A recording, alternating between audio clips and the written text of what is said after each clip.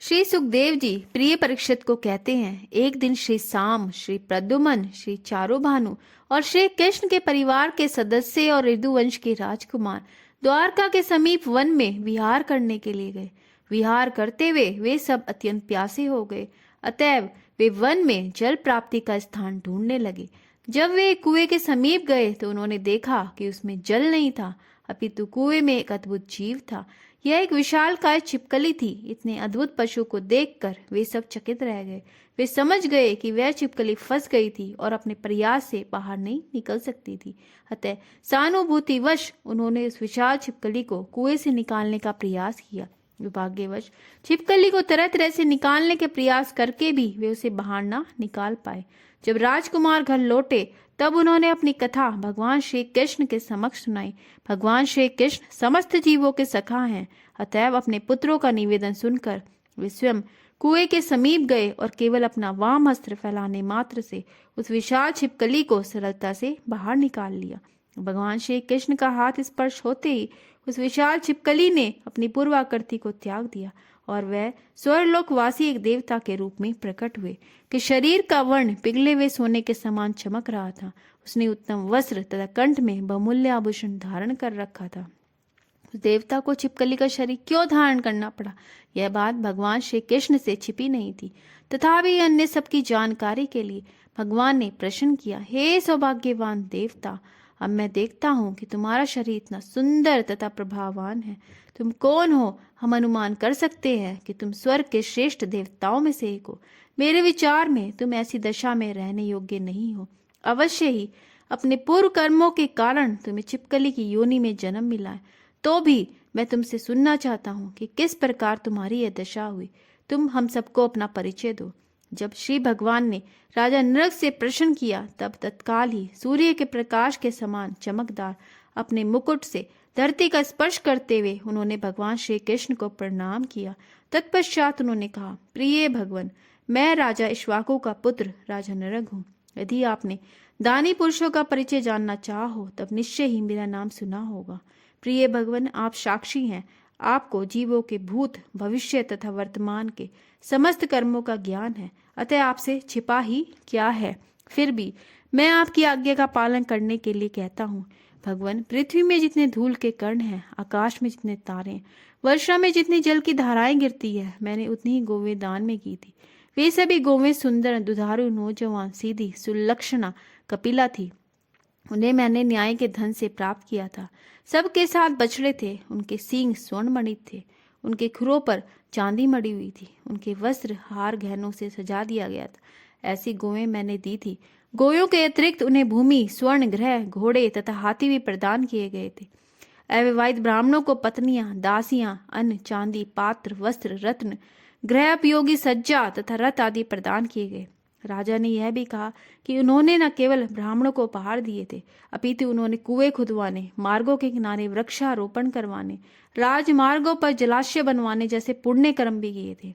राजा ने आगे कहा, इतना सब करने पर भी दुर्भाग्यवश एक ब्राह्मण की गाय मेरी अन्य गायों में सम्मिलित हो गई। इस बात का ज्ञान न होने के कारण मैंने उसे पुनः एक अन्य ब्राह्मण को दान में दिया। जब वह ब्राह्मण गाय ले जा रहा था तब उसका स्वामी उसे अपनी बताने लगा। उसने कहा, ये गाय पहले मुझे दी गई थी, तो तुम इसे कैसे ले जा सकते हो। इस प्रकार दोनों ब्राह्मणों के मध्य वाद विवाद एवं झगड़ा हुआ और उन्होंने मेरे सम्मुख आकर मेरे ऊपर आरोप लगाया कि मैंने पहले दान में दी गई एक गाय वापस ले ली है। किसी भी व्यक्ति को और विशेष रूप से किसी ब्राह्मण को कुछ देकर उसे वापस लेना महापाप माना जाता है। जब दोनों ब्राह्मणों ने राजा पर एक ही आरोप लगाया तो राजा की समझ में न आया कि ऐसा किस प्रकार हुआ। तत्पश्चात राजा ने अतिशय विनय पूर्वक उस एक झगड़ा कराने वाली गाय के बदले में प्रत्येक को 1-1 लाख गौवें देने का प्रस्ताव दिया। इस प्रकार उस भूल को सुधारने के लिए उन्होंने ब्राह्मणों से प्रार्थना की कि वे राजा पर दया करें और एक गाय के बदले में 1 लाख गौवें दिए जाने का प्रस्ताव स्वीकार कर लें। राजा ने बारंबार ब्राह्मणों से प्रार्थना की कि वे इस दोष के कारण उसको नरक में गिरने से रोक लें।